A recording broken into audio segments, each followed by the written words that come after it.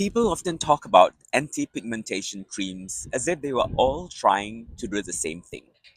Whether it's for dark spots, age pigmentation, or uneven skin tone.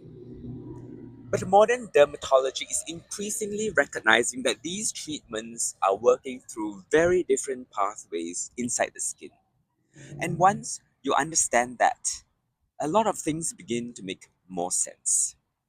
Why one person improves with tretinoin while another responds better with niacinamide. Why hydroquinone can make a dramatic difference in some situations. Why some pigmentation settles more quickly while other pigmentation becomes stubborn and difficult. And why modern treatment is increasingly moving toward combinations rather than relying on one cream alone. So today, I want to talk and walk you through that bigger picture calmly, clearly, and without hype. When most people look at pigmentation, they see color sitting on the surface of the skin. But under the surface, much more is happening. Ultraviolet exposure, inflammation, oxidative stress, skin turnover, barrier health, and pigment signaling are all interacting together continuously. And different parts of that system may dominate in different people. That is one reason why one person's best cream becomes another person's disappointment. Let's begin with the retinoid family. Retinoids are the vitamin A family used in dermatology and skincare. And among them, tretinoin remains the best studied and most established topical retinoid we have for photoaging and uneven pigmentation. It has been used for decades, and unlike other retinoids that need to be converted through several steps in the skin, tretinoin is already in the active form that the skin cells can use directly. But tretinoin is not really just fading pigment sitting on the surface. It works more deeply than that. So tretinoin increases skin turnover, helps remodel photo-age skin, stimulates new collagen production, slows collagen breakdown, smooths texture, and gradually helps disperse mottled pigmentation caused by years of ultraviolet exposure. That is one reason the evidence behind tretinoin remains so strong decade after decade. It is not simply trying to reduce color, it's helping to reorganize the environment underneath the pigmentation itself. But tretinoin also reveals something important about pigmentation treatment, that sometimes stronger treatment creates another problem: dryness, flaking, redness, and irritation. And irritation matters because inflammation itself can sometimes worsen pigmentation, especially in melasma prone skin and in darker skin types. That is one reason some people struggle during early stages of tretinoin treatment. Now, let's move to niacinamide, vitamin B3 for the skin. Niacinamide works quite differently from tretinoin. It is gentler, calmer, and less aggressive. Instead of mainly increasing turnover and remodeling the skin surface, niacinamide helps support the skin barrier, reduce inflammation, improve redness and blotchiness, and reduce the transfer of pigment from melanocytes into surrounding skin cells. In other words, it works less by speeding the skin up and more by reducing how much pigment is passed into the visible layers of the skin. This is a very different pathway altogether. And this may explain why some people feel niacinamide improved their skin more than tretinoin did. Not necessarily because it has stronger overall for deep photoaging, but because their dominant problem may have been inflammation, barrier dysfunction, redness, or excess pigment transfer rather than deeper structural photoaging. In those situations, the skin often looks calmer, brighter, and more even with less irritation.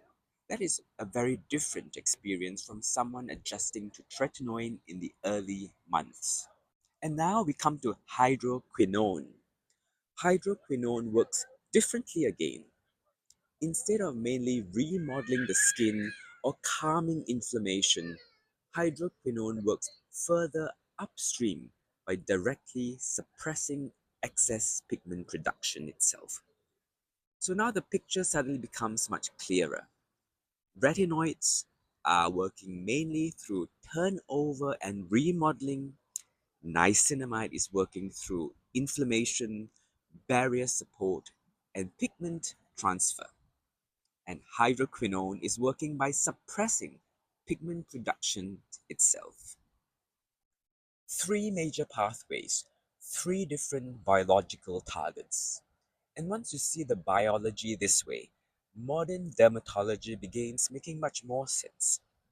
Historically, one of the best known dermatology approaches to melasma was the classic triple therapy: hydroquinone, tretinoin, and a mild steroid. But the steroid part is often misunderstood. The steroid was commonly there to mainly dampen the irritation and inflammatory response created by the stronger active ingredients like tretinoin. Because once inflammation escalates, pigmentation itself can sometimes worsen instead of improve. And this is where modern skincare is quietly evolving. Niacinamide is increasingly entering this pigmentation ecosystem, not necessarily replacing the classic steroid based approach, but increasingly being recognized for its own hypopigmenting effects, anti inflammatory support, barrier support, and the ability to improve tolerability in longer term routines. So the picture is slowly becoming more layered. Less find the strongest cream, more understand the biology driving the pigmentation. Sometimes stronger phases are useful, sometimes maintenance phases, sometimes rotation, sometimes combinations that target multiple pathways together instead of pushing one pathway continuously. Personally, this is the direction that makes the most sense to me. Pigmentation is not one single biological problem, it's ultraviolet injury, inflammation, pigment production, pigment transfer, oxidative stress, turnover, and barrier health all interacting together over time. When you look at the biology this way, it makes sense to combine or rotate treatments and tailor the approach to the individual and the individual skin rather than expecting one ingredient to do everything.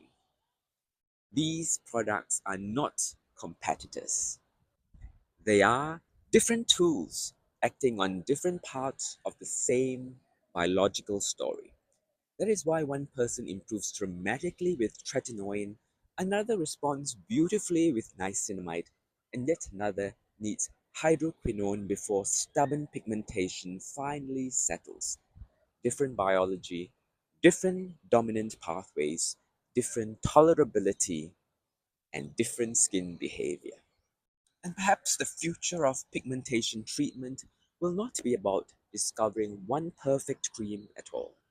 It may be about building smarter, more individualized routines that target the relevant pathways while improving long term tolerability and working with the skin rather than constantly fighting against it. That story is still evolving.